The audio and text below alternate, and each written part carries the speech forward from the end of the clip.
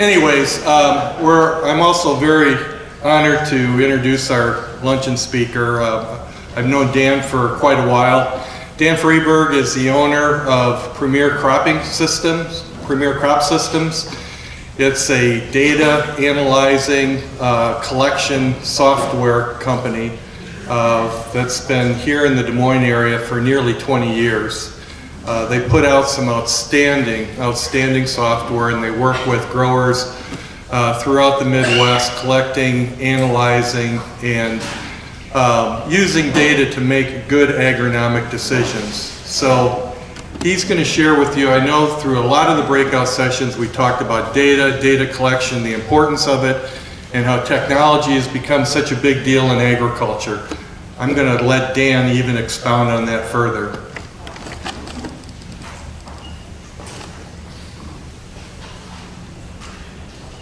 Thank you. It's really great to be with you.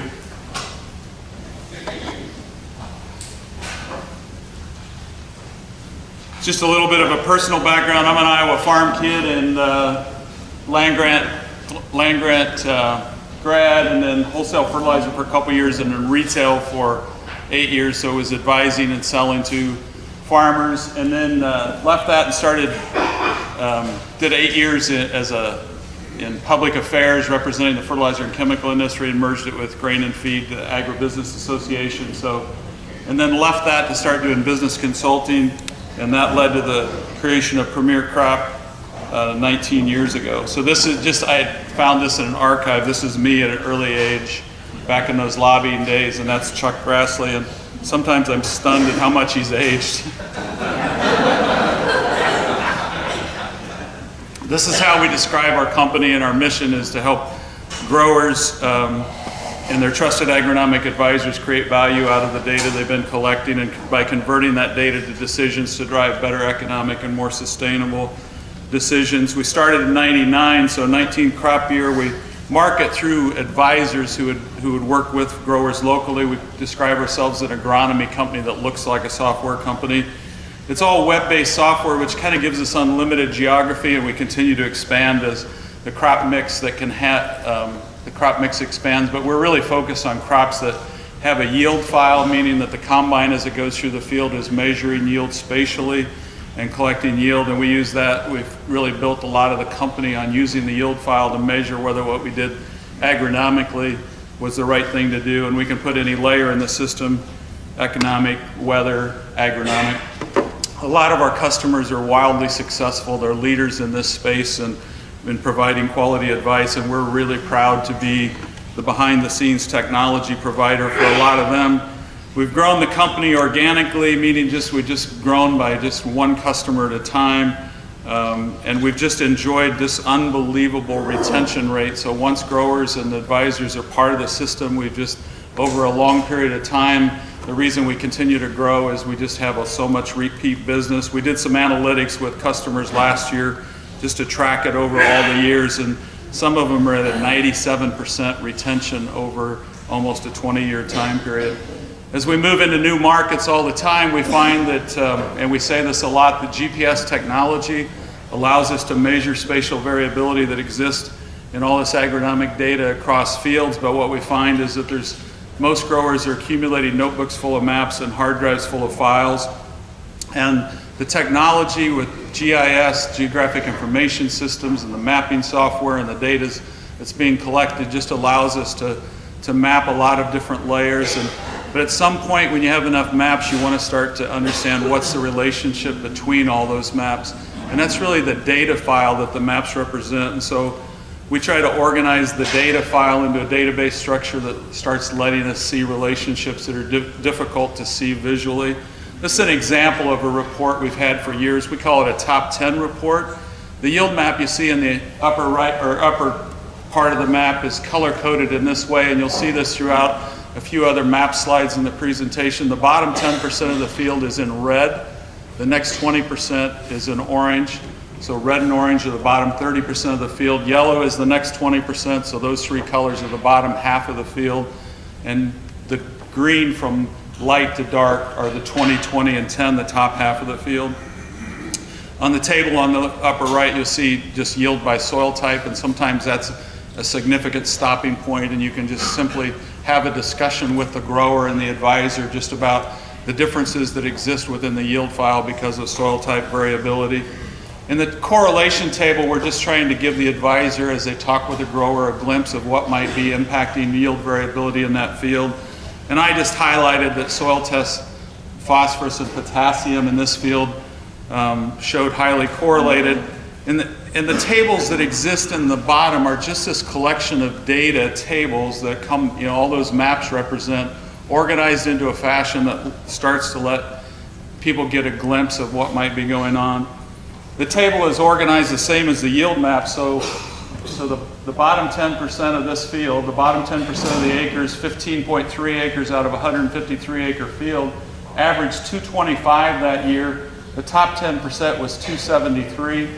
As yields went from 225 to 273, soil test fertility on phosphorus went from the mid-20s, 30, 50, 60. Soil test K from 236 to 295. So it just looks as though there's a strong relationship that as you had higher fertility, you also had higher yields. Over here I've highlighted that this is applied fertility. They didn't put any P and K on because it's a super high fertility field. But over here we're tracking pounds of nitrogen per bushel. So for us from the very start, it hasn't been about high yields, but it's about high yields, which are what's economically sustainable for the operator, but it's about high yields as efficiently as possible with the resources we're using.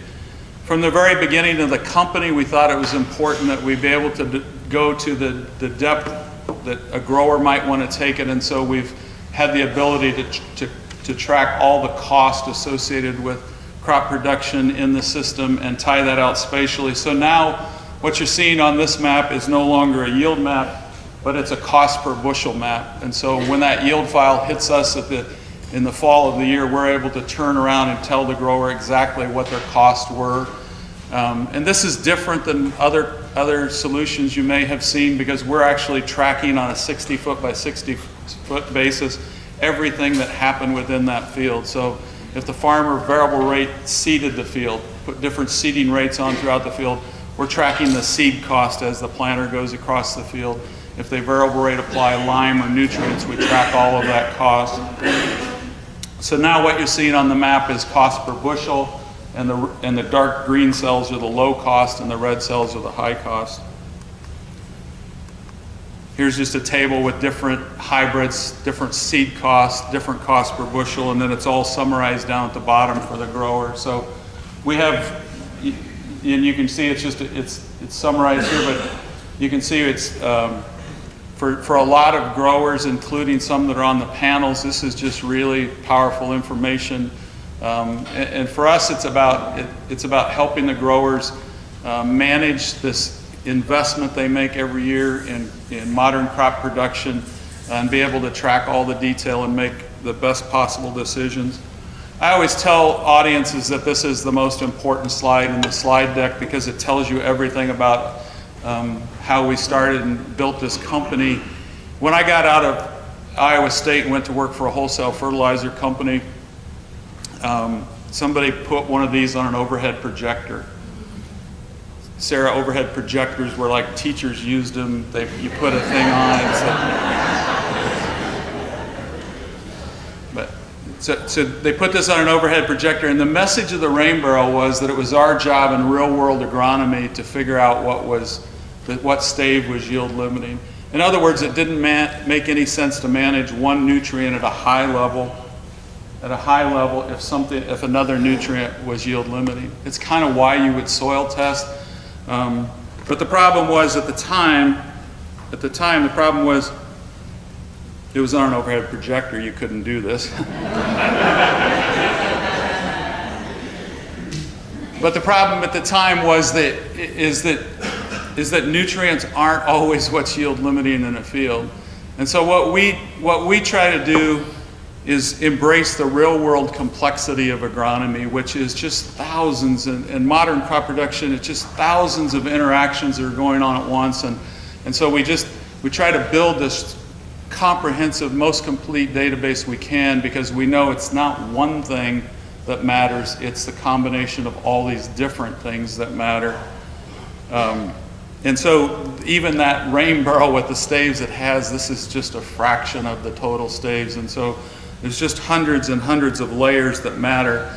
Joel Coletti at Iowa State was the associate dean. I think John bumped him out or pushed him aside. Okay.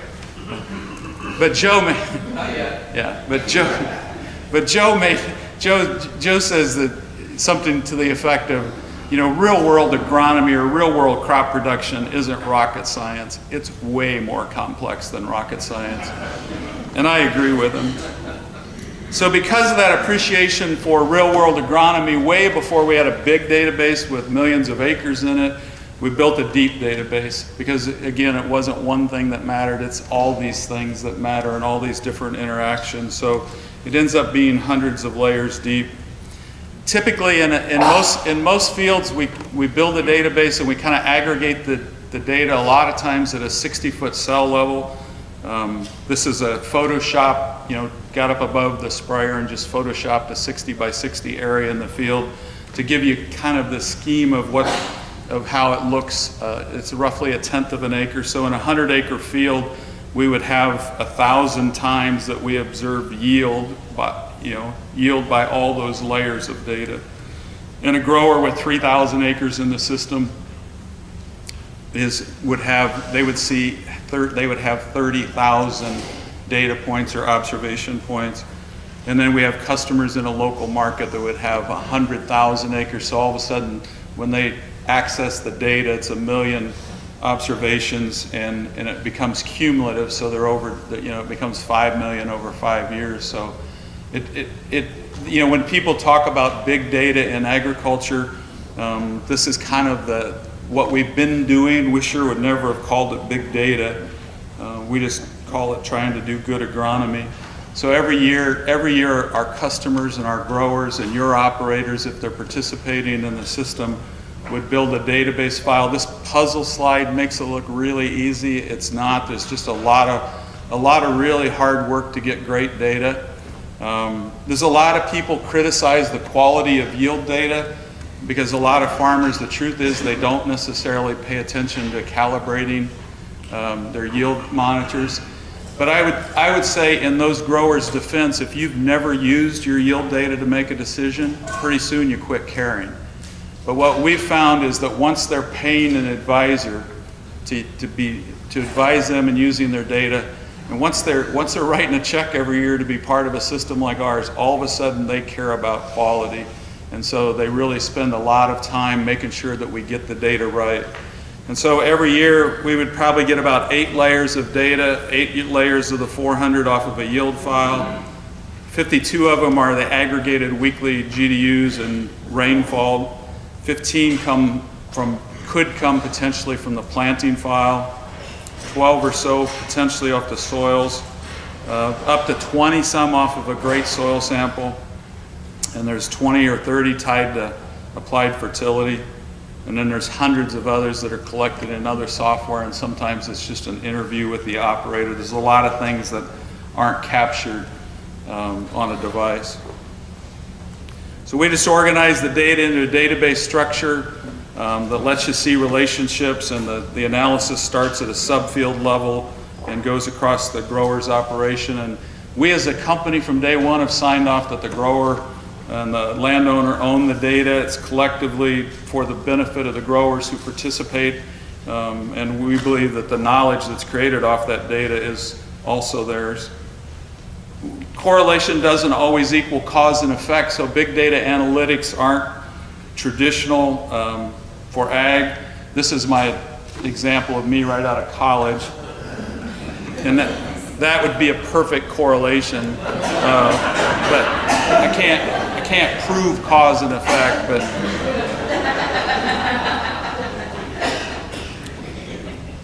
Greg asked me. Greg has seen this, dozens of times. Greg, where is Greg? Where's he at? He left? Okay. He's seen it before, so it's okay for him to leave. Great, there he is. he has this unbelievable resume. Unbelievable resume. I mean, seriously, he headed agronomy for a big piece of the country for Pioneer.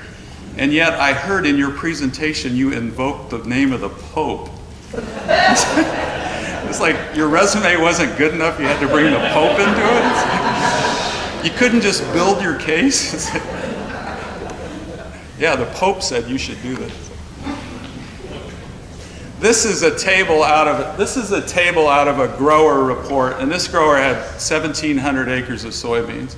But one of the points that Greg wanted me to make as it relates to land ownership is that part of this stewardship message is that fertility matters. That fertility matters, and managing organic matter and fertility in your farm matters, and it affects the productivity. And Greg knew I had a bunch of data that looked like this, so if you just follow this slide, this is a grower who has 1,700 acres of soybeans in the system. This is just one table out of a dozen tables in a report, but this is the one that summarizes their soil sample data across all their operation and their yield data. So just follow with me. As yields go from 42 bushel per acre on the low 10% to 73 on the top 10%, soil test fertility on phosphorus goes from 18 to 37, soil test K from 171 to 222. This grower has 4,100 acres of corn in the system, almost 4,200. The bottom 10% of all those acres, his lowest yielding 400 acres, those 400 acres weren't in individual fields. They were all, those 60-foot cells spread across 400 acres from all these different fields. But those 158 is the bottom 10%, 263 is the top 10%. Soil test P goes from 19 to 31, K goes from 160 to 243. So when Greg talks about, this is 4,400 acres of corn, 150 to 250, or this is soybeans, 39 to 68, 20 to 30. So when Greg was making his pitch there and he's talking about why you should care, it's just he knows that this is data that shows that that it does matter. And now that I just showed a whole bunch of relationships where the highest yields were coming off of, I just showed a whole bunch of data where the highest yields were coming off the higher fertility parts of these farmers' operations.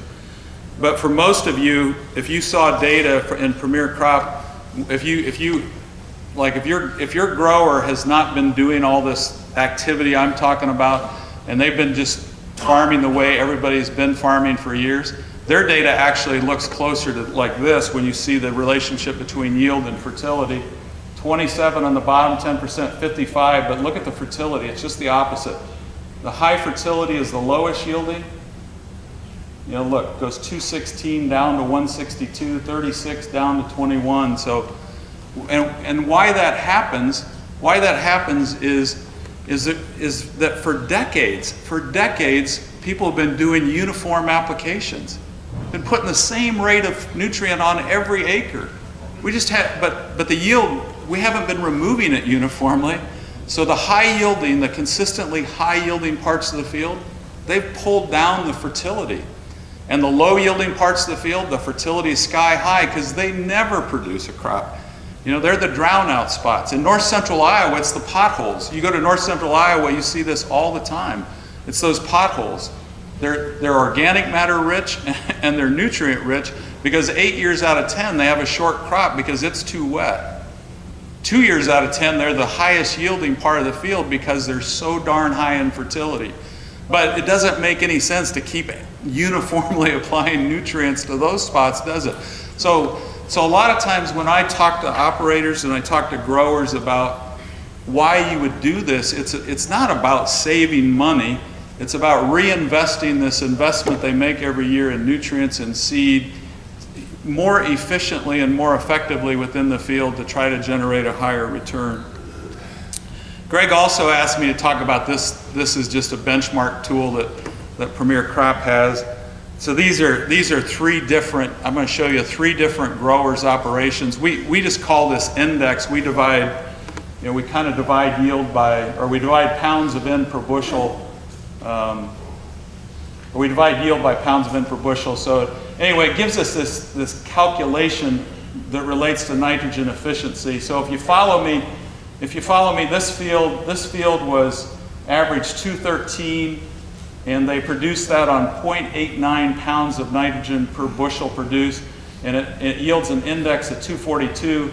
This one's almost identical yield-wise, 212, but it took them 1.33 pounds of nitrogen per bushel, so the index goes down to 161. And then this is what we're really after. They produced 215 on 0.71 pounds of N, so the index climbs to 306. So it's just a way. The whole point of all that is for us, it's not about just high yields. It's about squeezing every bushel of grain we can out of every pound of nitrogen we apply. So it's just about being as efficient as possible. Since 2005, part of our growth as a company has just been from helping growers drive variable rate seeding prescriptions. So I just saw a news headline flash on my screen earlier this morning that said seed prices have tripled in the last 20 years.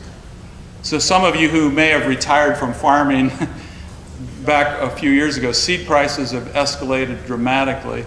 And so managing that seed investment, which just continues to escalate within the field, is just a bigger and bigger value. And so a lot of these growers have invested. Everybody know what auto steer is? Auto steer, just, the GPS in the tractor steers the tractor, steers the combine, steers the sprayer, steers everything as they go across the field. It's just, I'm not really big on the idea that we're going to have driverless tractors and driverless cars and all that, but the same as we're talking about driverless cars, that technology is in the cab. So there's a whole bunch of operators who, they love auto steer, so they have auto steer in the cab. Well, when they got auto steer in the cab, most of the time they got variable rate seeding capability, so they're able to change plant population on the fly. And so the question is, how do you do it? And we just have a great solution, kind of a real simple message. We talk a lot to growers about dividing their fields into management zones. We call it ABCs just because it connects with everybody and that dreadful getting a report card. But the A zones are the best part of the field, the consistently highest yielding parts of the field. For us, A zone also stands for the part of the field where maybe you're willing to be more aggressive. So it might be the part of the field you could step up the plant population a little bit. B zone's kind of field average, and then C zone becomes the area where it probably makes more sense to be conservative. So it's kind of a simple solution. We have a great solution that's very visual, where we just use we use historic yield maps. So there's a lot of growers who have just been collecting yield data forever, and we just have a real simple way. And you can start to see, as this is multiple years of yield data, and you can start to see the spatial trends in yield, and you can pretty well darn pick out where the A zones are going to be and where the B zones and C zones are going to be. So this message kind of makes sense to growers. It kind of makes sense that I'm not going to plant the same population across the whole field. And so they might, if they're planting 34 today, they might plant 36, a couple thousand more in the A zone and back off a little bit in the C zone. I've been in agronomy since I left Iowa State a couple of years ago. And I have never sold anything as popular as what I'm going to tell you about right now. In 2005, we started doing this. I put check blocks inside the prescriptions. And so I wanted a way to validate to the grower that variable rate seeding paid. And we trademarked that as learning blocks. So a learning block is a 1 or 2 acre comparison area inside the field. The reason growers love is they get feedback. So if I'm planting 36,000 in the A zone, I might plant a 1 acre check of 39,000 and a 1 acre check of 33,000. And then we just automated the process. So we do this now with plant population, but we do it with, and so once they get the report back, it gives them the analytics, The learning blocks are kind of summarized in tables like this: a 3 bushel advantage for 35, or 3 bushel advantage, or a 3 bushel difference, 35 versus 37, so actually a lower population paid. Here, a little bit higher nitrogen gave them an 8 bushel yield advantage. So the learning block concept, we do it with everything now, so it just opens the door to use the technology. So think about what we're talking about. The grower is not slowing down the operation. He's planting the field just the same. The technology and the equipment is changing the rate as it moves across the field. The nutrients change as it goes across the field. Everything is automated. They don't slow down harvest. It's not a weigh wagon. It's not a test plot. It all happens on the fly as they go across the field. We've done a lot of strip trials in the past, and then what we realize is that sometimes we were running that strip of high population across the best part of the field and into the worst, and we averaged the results of the strip, and we didn't get a big yield increase, and part of it was just because even if we divided it out by soil type, we still sometimes lost the advantage. We as a company talk a lot about agronomic synergies, and one of the things that we talk a lot about with variable rate seeding is matching the nutrient piece to the seed piece. So if we're going to push populations, we need to make sure we have adequate plant food, and if we're backing off, then that maybe creates an opportunity for savings. This is just a slide that was shared with me that is root mass in a 30-inch row by population, and you see from the right to the left, the corn plant gets the smaller root mass as you get higher population, just because we continue, this modern genetics allow us to push populations, but it also means you have a smaller root mass. So in our A zones, we probably have to make sure we adequately feed them. In the C zones, a lot of times the reason we get a yield increase from decreasing population is you actually give the plant a little bit more space, bigger root mass. A lot of the country, the C zones are lighter soil types. They're eroded, they're eroded side hills. So the message on the C zone is matching your expectations and your input dollars to that part of the field. Our food metaphor for it is if you invite more people to dinner, you need extra food. We have tools that allow people to benchmark their field versus group data. So this is a tool called Optics, and this is a 700,000 acre group of corn data, and here's where the field, here's where this guy's field is compared to the group. And then it not only allows you to know where you are compared to the group, but it allows you to know why you're there or what you could do different. So there's a whole bunch of filters. So you could look at, what if I planted earlier in a higher population? What does that do to the distribution of yield? What's my favorite hybrid or trait package? So it just allows you to play with the tool. So it's not just how am I doing, it's why am I doing. We also have reports like this and just these massive databases where people can access this high quality data. And so sometimes yield by hybrid is interesting. So here's 700,000 acres of yield by hybrid, but if you stop to think about it, wouldn't it be more powerful to know yield by hybrid by similar soils as my farm? And we can do that, and here's 288,000 where it's yield by hybrid by the same soil type.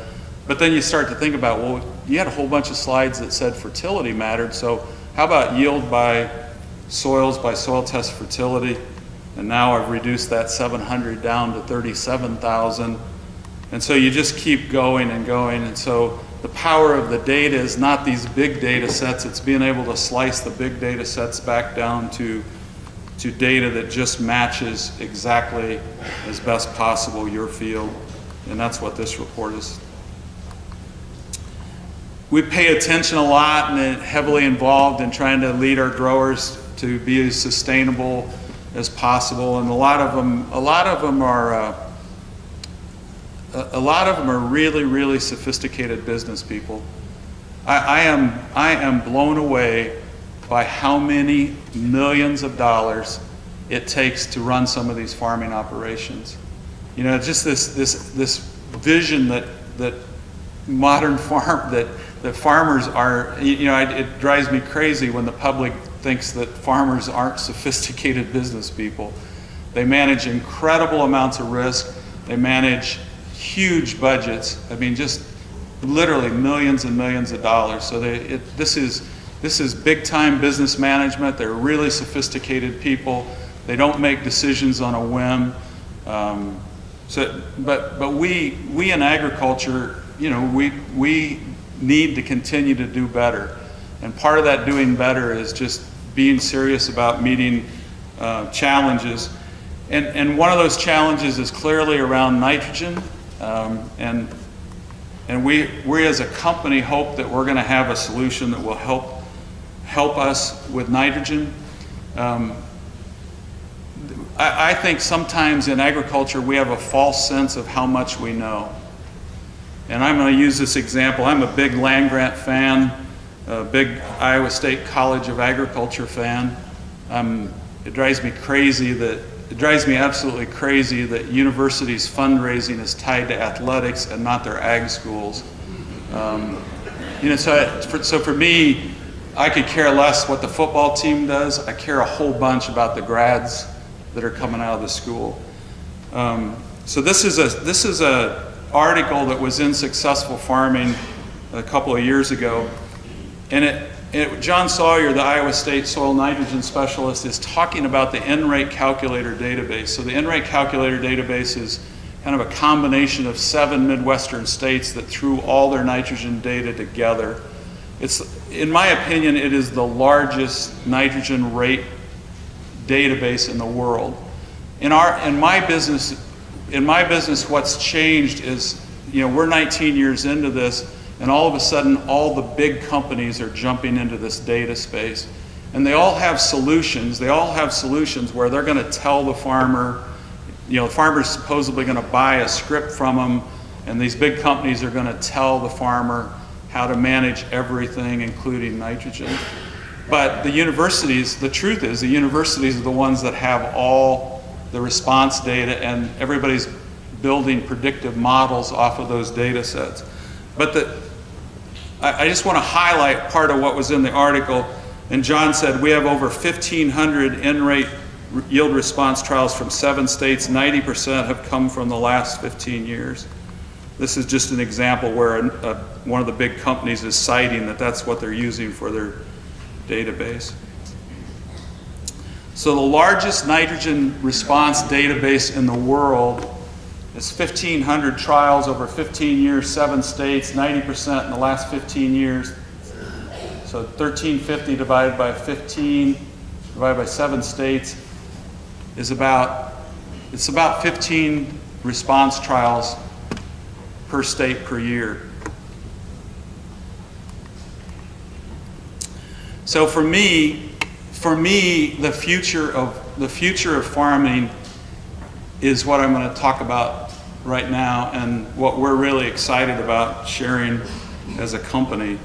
So I got involved in this whole thing of using data to make decisions because I wanted to do better. I felt like there was so much room for us to do better.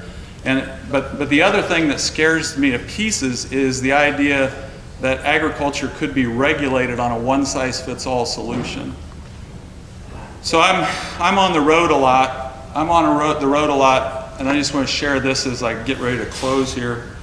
Every Friday, if I'm on the road, I listen to Ira Flato and Science Friday on NPR, and I caught one of these, and he was interviewing these people about fruit flies and human cancer, and I was just fascinated. So then I looked it up as he interviewed this author, and so the title at the top is "Can Precision Ag? Can What Premier Crop Does Become Agriculture's Fruit Fly?" So fruit flies share a lot of our common genes, and so what scientists have figured out is that they can reproduce cancer cells into fruit flies, and then researchers can order up different versions of fruit flies and do replicated trials with cancer drugs to see which one is most effective on which gene.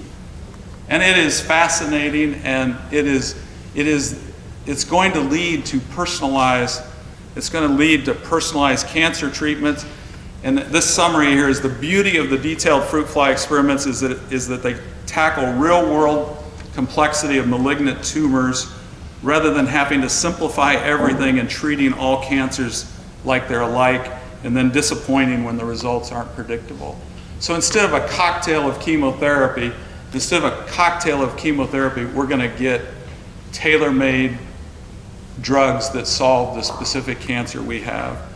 And so for me, the key going forward is, can we quit treating every part of every field as though it's the same when it's not?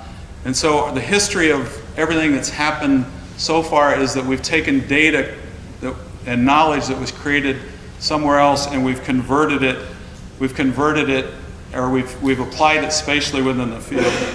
We just announced yesterday we're rolling out this product we call it enhanced learning blocks. So the same learning block idea that I just talked about, this is kind of a little video that helps you understand it, but what we've added to the learning block thing is now we're able to do randomized replicated trials on the move, and this is kind of how it would work as you see the video. It requires that the equipment has to be set up right, all the technology, but it's now you see the planter go across the field. Up at the top is the monitor that the grower would see in the cab, and as they're going across each of these different replicates, it's changing the rate. The reason this is so important is in that earlier slide when I said correlation doesn't equal cause and effect, big data analytics can never answer that cause and effect issue. But I'm a student, I didn't do great at Iowa State, but I paid a little bit of attention. And this experimental design that is randomized replicated trials, it's the foundation for science. It's the foundation for knowledge creation. An FDA drug trial, right before it, the last stage is a human trial where one group gets a placebo and one gets the real thing, and it's a replicated study. But most of agronomy is built on this replicated trial model. And what we're excited about is being able to have made the changes in the software and a whole bunch of behind the scenes work to be able to scale replicated trials and hopefully create knowledge at an unprecedented level. So a single grower, to contrast this to 15 trials per state per year, with enhanced learning blocks, a single grower with 30 cornfields could do 3 enhanced learning blocks per field. A single grower could have 90 replicated nitrogen response trials in a single year. If you partnered with 10 other growers in a local market, we could have 900 trials just in a local market. If there's 25, think of a local market as 4 counties in Iowa, and there's 25 of those in the state. We look forward to the day when we're going to be producing 22,000 replicated trials in Iowa a year. And over 3 years, all of a sudden, it's just thousands and thousands. So for a whole bunch of growers who love their land grant and they want to partner with their land grant, this is going to open the door for knowledge creation at just an unprecedented level. We're excited about the future of all this. We believe it's going to lead to more sustainable and economically sustainable agriculture. Thank you.